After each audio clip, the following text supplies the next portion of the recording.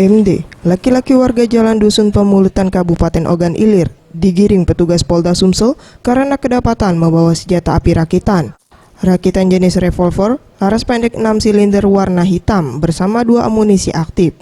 Menurut Kombes Pol Daniel DM Silitonga, di Treskrimum Polda Sumsel, penangkapan ketika timnya melakukan patroli rutin di kawasan Seberang Ulu 1 Palembang, tepatnya di Jalan Raya seberang Hotel Semeru, Kelurahan 1 Ulu, Kecamatan Seberang Ulu 1 Palembang.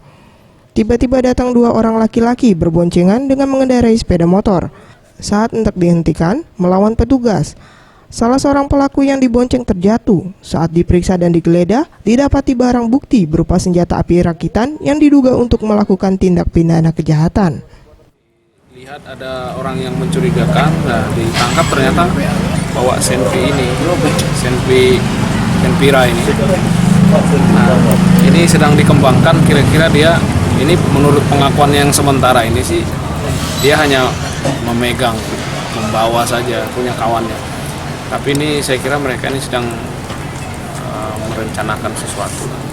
Kenapa dia pegang ini kan? Menurut pengakuan tersangka MD, senjata api tersebut rencananya akan ditukarkan olehnya dengan sabu-sabu paket 200.000 milik temannya bernama SM yang berada di kawasan Kertapati. Kawan. Ini punya perempuan. Dijual berapa? Belum tahu berapa, belum tahu harganya. Kau dijanjikan apa?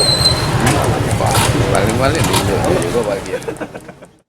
Pelaku dikenakan pasal 1 ayat 1 Undang-Undang Darurat Nomor 12 Tahun 1951 tentang kepemilikan senjata api dengan ancaman hukuman 5 tahun penjara. Farel Dwi Satria, Septiawan Rizky, Sriwijaya TV.